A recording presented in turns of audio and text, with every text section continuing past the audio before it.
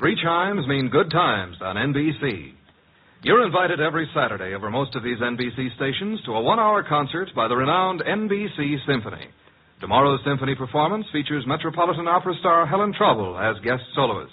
For tomorrow's broadcast, the orchestra will be under the baton of the widely acclaimed conductor Wilfrid Pelletier. For the world's great music, hear the NBC Symphony, brought to you tomorrow and every Saturday. Transcribed. Ladies and gentlemen, the ringing of that phone bell brings you mystery, adventure. Nero Wolfe's office, Archie Goodwin speaking. Yes, who's calling? Mr. John Blake? Well, is this a matter of business? That's fine, Mr. Blake. I'll just call him. Archie, I'm not here. Tell him I'm up in the plant room with the orchids. I was going to call him to the phone, but he's up in the plant room with his orchids. What sort of a case is this, sir? Really? Really, is that so? Is it a man or a woman? Oh, I understand perfectly. It's a man. Well, at least that's something different. Yes, sir, very urgent, I understand. And I assure you, Mr. Wolfe will be here waiting for you. The fee? Shall we say about, 1,000? I will not see any client until after dinner. Fritz is having mountain quail on toast. Yes, Mr. Blake, come at once. What were you saying, boss? Confound you, Archie, nothing but business. All the time. What's the problem? I don't know. And at $1,000, considering our bank balance, I'll help him poison his great-grandmother.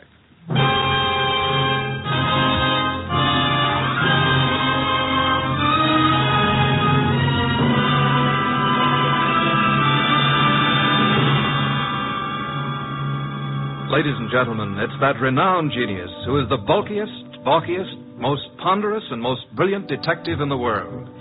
Yes, none other than that chair-borne mass of unpredictable intellect, Nero Wolfe, created by Rex Stout and brought to you in a new series of adventures over this NBC network in the person of Mr. Sidney Greenstreet.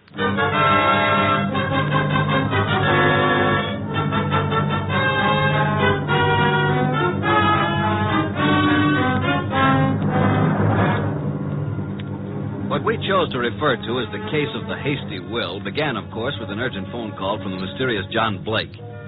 At the moment, Nero Wolfe was seated in his chair, which was specially built for his 300 pounds, and I was giving him a lecture on the importance of money. Archie, that will do. I'm not interested. You will be when you learn you can make no more purchases of beer and Skittles. You've passed up 2 cinch cases now. Each would have meant a healthy fee. Let us hope this Mr. Blake has a nice, fat problem that will take us days to solve. Archie. Yes, sir? Answer the door. Good evening. I'm John Blake. Oh, yes.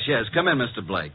You have no idea how welcome you are. Archie, show Mr. Blake in and close the door. That draft is unbearable. This way, sir. Mr. Wolfe doesn't care for anything resembling air. Oh, I'm Archie Goodwin. Good evening, Mr. Blake. Mr. Wolfe, I have a little business for you. Now, before you say anything, I know you're not a lawyer. I'm not a member of the bar, let us say, Mr. Blake. Of course. What kind of business, Mr. Blake? I have here a short will, which I have typewritten myself. I haven't signed it yet. Also, I have here a sealed envelope containing a letter which I want you to be prepared to deliver to the addressee. A will and a letter. Very well. Yes. Do you know who I am? Seems that I've certainly seen you before. Same here. I just can't place you. Well, I'm John Blake, president of the Plymouth Building and Loan. Oh, of course. I've seen your picture many times. You have a staff of the best attorneys in the city, Mr. Blake, and this is most assuredly the business of attorney. Perhaps. But in this particular instance, I wanted an individual who had no interest in me, nor previous knowledge of my affairs. I see. Also, I wanted a person who was, shall we say, not too well fixed. Well, you certainly could. Archie. Imagine Mr. Wolfe being in need of money. Just why can't your attorneys handle this? You'll know in a moment. But when I leave here, I want you to forget the whole thing, for the time being. Indeed. You have said it. Here's the will. You may read it. Archie. January 25, 1951. To my daughter, Anita Blake, I do hereby bequeath all my property, personal and real, including the portrait painting of her mother, my dear deceased wife, Marcia Blake. This will supersedes any and all instruments previously drawn. So, simple enough, isn't it? That's all. Now, the pen, please, and I'll sign it. Now then, you sign as witness, Mr. Goodwin. You retain the will, Mr. Wolfe, and the envelope here, which is addressed to Hilary Blake, my brother, who is now living in this city. Your brother? He's just recently returned from 25 years in Australia. Though Hilary has written me several times, I have not favored him. We've been estranged these many years over, a certain unpleasant situation which this enclosed letter will clear up. Are you in fear of your life, Mr. Blake? Murder? No, Mr. Wolfe. There was a time, yes, but, not now. You will know what to do with the will and the letter, though, when the time arrives. Now, as to your fee, you said, 1,000? Well, we usually receive... 1,000 will do. Well, here's a check, all made out. If you're thinking of suicide, Mr. Blake, we must warn you. If you don't care to go through with this, please say so. I'm not planning on suicide, I assure you. We have taken the job, Mr. Blake. And good evening, gentlemen, and thank you for your kind indulgence. Well, that's the simplest little 1,000 we ever made. I believe, Mr. Goodwin, you're going to be quite surprised. I want you to get acquainted with John Blake's secretary. You have more than earned this 1,000, young man.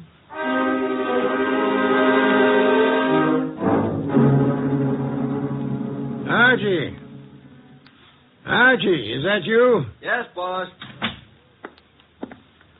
What time is it? It is 6 p.m. The clock is right in front of your eyes. I'm thinking, Archie, it's very interesting. Very. An entire day has passed since the visit from John Blake. Did you learn anything from Blake's secretary? I did. He left his office late yesterday, she said. His daughter Anita is quite upset because he didn't come home. Check his club? Yup. I didn't talk to the daughter, but I learned that she's engaged to a young fellow named Wilbur Martin. She told the secretary that her father had been acting strangely of late, a bit morose. And what does the daughter feel has happened? Anita's afraid he's been kidnapped. You haven't met nor talked to any other than the secretary? Not yet. And so far, no one's called the police. Good. We must, for the time being, prevent that. What did you learn of Blake's brother from Australia? He's been here only a year. They've met only once or twice since his return. The secretary thinks the breakup was because of their love for the same woman. Hilary became very wealthy in Australia. Very well, Archie. It is time for you to visit Miss Anita Blake at her home. I'd love to, boss. She's a mighty purty gal. Boy. Archie, you can do me a great service. Anything. Be sure to close it tightly as you leave. Close what? The coal chute, of course.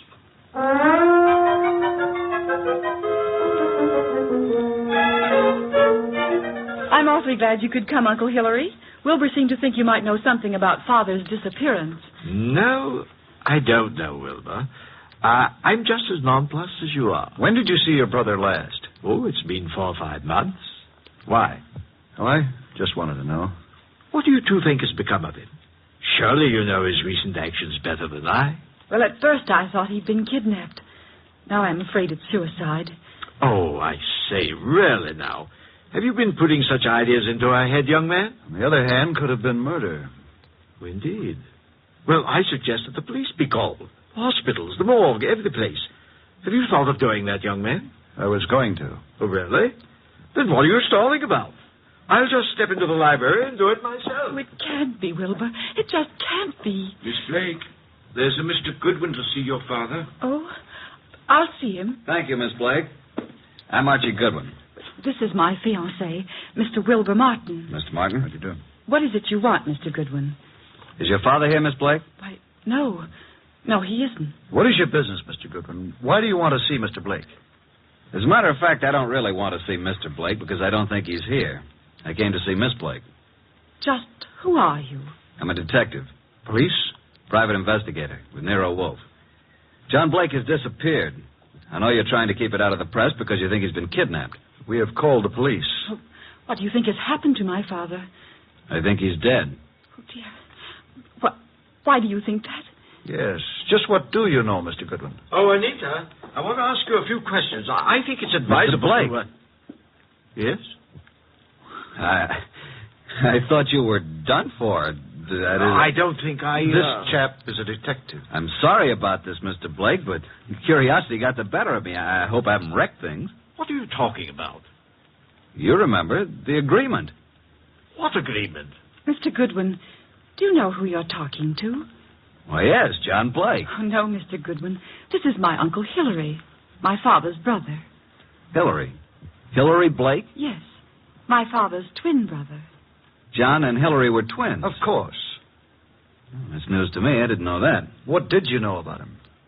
Well, now that I look at him, now that I can recall his speech, there is a difference. And now, why do you think John Blake is dead? I've just come from police headquarters. You mean he's been murdered? No. From all indications, he's committed suicide. Suicide? Are you sure? Poor father. Oh, I was afraid of this. This morning, a hat and an overcoat were found on the East River docks near Pier 9. In the coat was a typewritten copy of a will made yesterday. The hat bears the initials J.B. It was a will? Yes. Could you identify the hat and coat, Miss Blake? Well, yes, of course. Very well. Come in, Sergeant. This is Sergeant Hamlin. Miss Blake, do you recognize this coat and hat? Yes. Oh, yes, I do. They were father's. Oh, Wilbur. Suicide? I can't understand it. But the hat and coat are not conclusive evidence. What about the will found in the pocket? Show them the will, Sergeant. Read it, miss. You read it, Wilbur? To my daughter, Anita Blake, I do hereby bequeath all my property, personal and real, including the portrait painting of her mother, my dear deceased wife, Marcia Blake. This will supersedes any and all instruments previously drawn. But no signature. I have the original. Here you are. Where did you get this? Notice the signature of the witness? Archie Goodwin. You witnessed his signature? In Nero Wolfe's office. But Mr. Blake had his own attorneys. Nevertheless, he came to Mr. Wolfe to take care of the will. If we hadn't recognized him from his photos in the papers, I wouldn't have witnessed the signature. Anita, is this your father's handwriting? Yes. Yes, it's his, all right. But there still isn't proof that he's dead, nor that he committed suicide. No corpus delicti. And the body may not be found for days. But this evidence we have here certainly indicates that a body will be found eventually. Maybe not, Mr. Goodwin. It's possible they could have... What were you going to say? Nothing. Miss Blake, in a way, I blame myself for your father's death. How do you mean? I had a sort of premonition. It's obvious now why he came to Nero Wolfe. Is it? He wanted someone who didn't know him personally. His own attorneys would have been able to see through his plan and prevent his carrying it out. But he made a will. Why did he draw this new one? Yes, that's what I don't understand. Well, I still am not convinced that he committed suicide. Mr. Blake, here is a letter he asked to be delivered to you. Oh, well now. Perhaps it will shed some light on the problem. What does it say, Uncle? Jove. It says, Hillary, 25 years now, jealousy and bitterness have kept us apart. I know why you stayed in Australia all these years. I know you loved Marcia. She was rightfully yours. But I loved her, too, and I couldn't go on without her. I know you've despised us both, and I've pretended to despise you. I had to pretend, because I lied to Marcia. I told her you were engaged to marry a woman in Sydney. Marcia was innocent. I was to blame.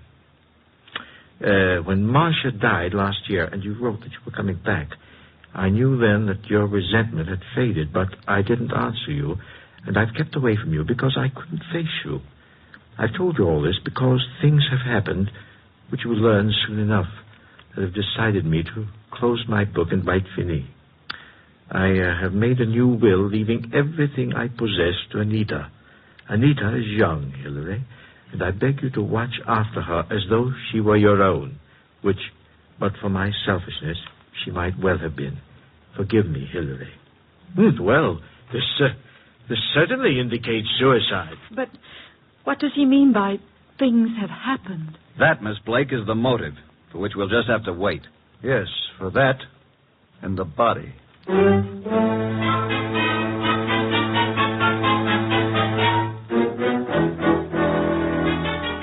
Well, boss, up here in the conservatory a bit early, aren't you?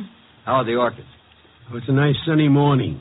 Even though it is around 0 outside, the sun is fine for them. And behold, Archie. Huh? What is it? The Dendrobium sclerostel. Yes, indeed. What about it? Showing 2 buds. Most encouraging. Indeed so. Boss, I can't take the steam heat here. Tell me, this painting of Marcia Blake, is it large? It hangs over the Blake mantel, about 3 by 4 feet. Find it most intriguing that John Blake should mention the painting in so short a will. And Hillary, does he seem to offer any suggestion on this problem? He has very little to say. Wilbur has definite ideas, and he's in there pitching all the time. There's a rather unpleasant way about him, though. You have talked with Inspector Kramer? I have. And asked Miss Anita and Hillary to meet you at the morgue to look at the body? Right. And I left Wilbur out of this gathering. This body is practically unidentifiable, huh? In Kramer's opinion, it is. After you're finished down there, I'd like to have a chat with this Wilbur Martin. Okay, but you'll get nothing out of him. I've tried. Archie, you're becoming so conceited. Soon I fear I'll have to fire you. If it were summer, I would forthwith resign. Run along and close our coal chute behind you.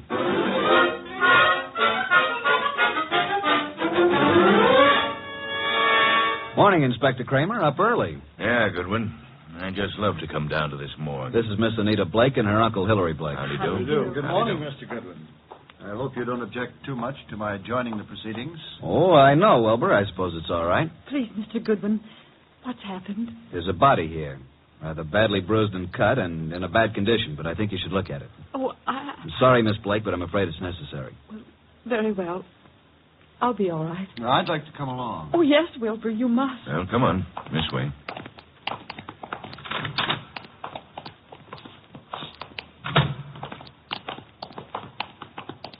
Well, here we are. Wilbur. Oh. What do you say, Miss Blake? Oh, Now get hold of yourself, Anita. Please, you must. yes. Yes, that's Father. And you, Mr. Blake? It's certainly hard to say. It looks as though it might be John. Was there no means of identification on the body? No jewelry or... Father never wore any jewelry. There was nothing but this suit here. Nothing in the pockets. Yes. That's Father's suit, all right. I know. Oh, why? Why did he do it? Come along now. That's all for today.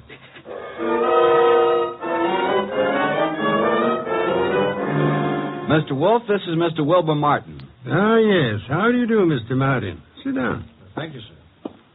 No. Take the red leather chair. That's right. So glad you could come. Archie, beer first. Tell me, Mr. Martin, you saw the body? I did. Whether it was John Blake or not, I'm not sure. But Anita feels positive enough. You are skeptical about the suicide theory, eh? Well, yes, I am. Are you trying to cast suspicion on someone else? No. He thinks he was murdered. I do? But not by you, of course. Certainly not. But who would know that John came here, signed the will, and gave us the letter to his brother? He must have contemplated suicide, don't you think? Are you positive it was John Blake who signed the will? How interesting. You think it was his brother Hillary who came here, posing as John, huh? It could have been. But the man was quite gray and had no Australian accent.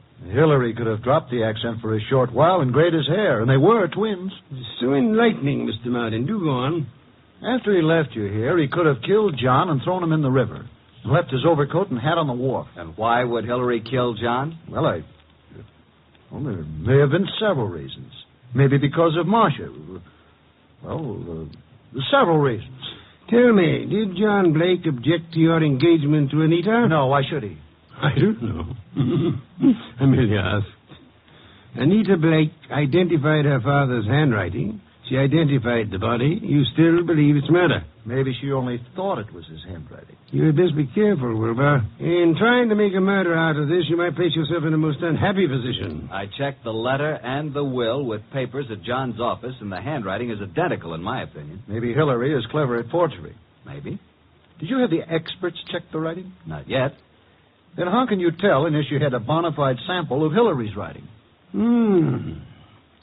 I take it that you found a sample of Hillary's writing? Some letters from Hillary to John? Yes. I found a package of them in John's desk at his home. That, Wilbur, is most encouraging. Here they are. Several of them tied together. Some written in 1928 and a couple in 1948. Now we'll tell you something. We never thought John committed suicide either. You didn't? No, and before you go, Wilbur, Write your name here on this pad. Very well. Thank you so much. I hope we shall see you tomorrow.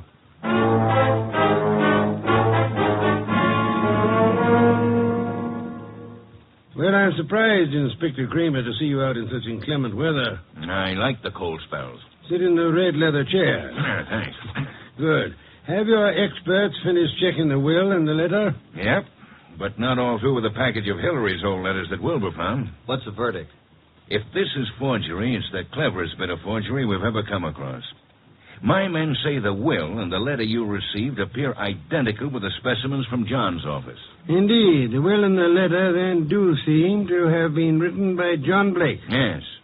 But on the other hand, and this is unusual, by comparing this letter from John with a letter Hillary wrote from Australia in 1948, we found characteristics in both men's letters which were definitely similar. Then, Inspector, you feel that Hillary might have written the letter and signed the will. That it was Hillary who came to my office? It's a tough thing to prove, but I think that's being on the right track. Inspector, what about the rest of the package of letters I got from Wilbur Martin? They're still working on those down at headquarters. What about young Wilbur? Well, so far, can't see much in him to worry about, but it's a bit early. Archie, phone out to the Blake mansion and tell Wilbur Martin that we've uncovered the whole thing. And if Wilbur's in on it, he'll be gone before you get there. We can pick him up later. Okay. I'll let you know about the rest of Hillary's letters. Good. We won't phone out there until you're finished. I'll call you as soon as possible. Archie, I want you to look into the affairs of the Plymouth Building and Loan Company. See what you can learn about the actual stability of the company. Okay. Boss, please put on your muffler and overcoat and open a window. A candle couldn't burn in this place. Yeah. I'm on my way.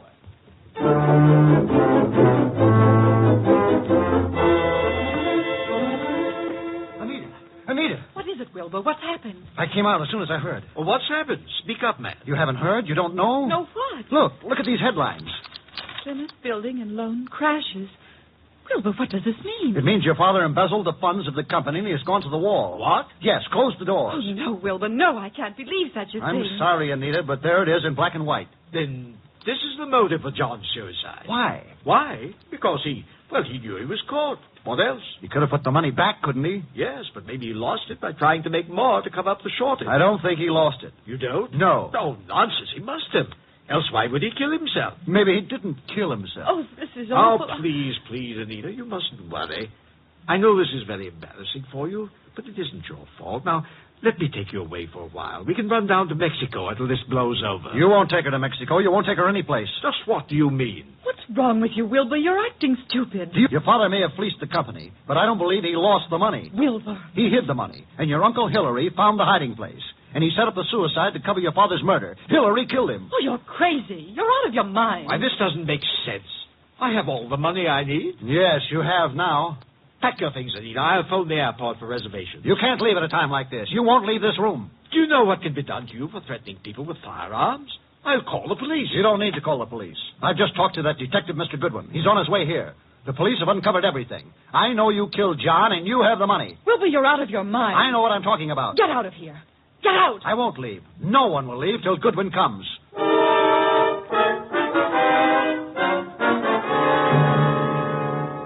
Archie, come in, Miss Blake. Mr. Blake, Mr. Martin, glad you were all able to accept my invitation. You too, Inspector Kramer. Yeah, I know how glad you are I could be here, Wolf. Please be seated, folks. Hillary was going to Mexico on the next plane and taking Anita with him. Mexico. John Blake stole the money from the company, but Hillary found out about it and killed him. Mr. Wolf, this is utter nonsense. Mr. Blake, Inspector Kramer's handwriting experts have examined the will and the letter left with me. They have also checked them with your recent letters from Australia. Indeed. And your letters from Australia show a definite resemblance, having the same characteristics as the letter and the will you give me. You mean you think that I signed the will and wrote the letter? Definitely. Ridiculous. But there's something else. The will mentions a painting of Marcia Blake, Anita's mother. Archie, where is that painting? Did you bring it? It's here. Bring it in here, Sergeant. Just a moment. I hope you don't mind, Miss Blake. What are you doing to it? Tearing off the paper backing of the picture? Yes, and there you are. There's the reason for the whole thing. Bonds. Pasted in the back. Thousands of dollars in negotiable bonds. Then Hillary did know about the money. He killed John for all this. He had Anita order the picture to be credited for shipping. I did no such thing. Nevertheless, you didn't kill John Blake. Certainly he did. Look at these 2 letters from Hillary Blake to John here in America. What are the dates? September and November 1948. Those were supposedly Hillary's most recent letters to John. And look at these letters, June and July 1928. Notice any difference? All are signed by Hillary, but the ones dated 1928 are not at all like the ones written in 1948. Not the least similarity. The ones dated 1928 were written by Hillary. But those dated 1948 were written by John. By John? How do you mean? Carry on, Inspector. You're under arrest, Mr. Blake. Not for murder, because there's been no murder. You're under arrest on a charge of embezzlement. Embezzlement? Oh, but how can And you, Miss Blake, are under arrest as an accomplice. What? I don't understand. Mr. Wolfe. Wilbur, you yourself unearthed the old 1928 letters, really written by Hillary from Australia. The recent letters are not in the same handwriting. They were poorly forged by John in 1948. Furthermore, we checked with Australia and learned that Hillary Blake died in Sydney 10 years ago. And this man here is really John Blake, posing as Hillary to escape the penalty for looting the company. Anita. It just doesn't seem possible. Anita knew all about it, and they might have gotten away with it if they hadn't come to us, Archie. What a fantastic plan. I'm giving you back your $1,000, Mr. Blake, but I'm afraid it won't do either of you much good now. Thank you so much, Inspector Kramer, for dropping in.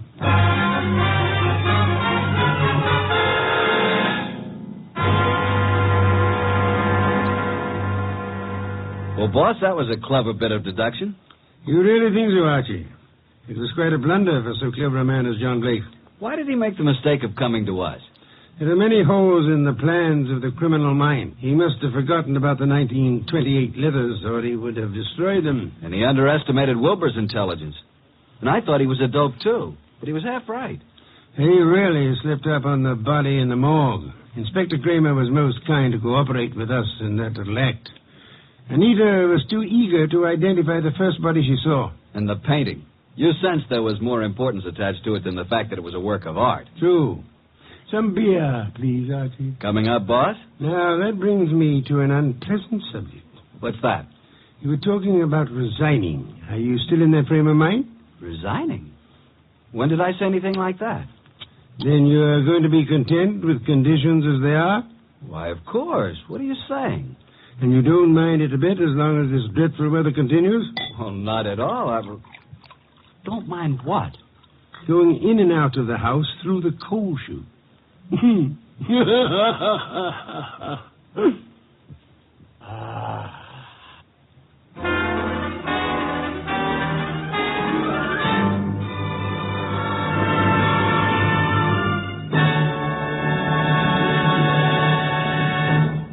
You have been listening to The New Adventures of Nero Wolfe, starring Sidney Greenstreet.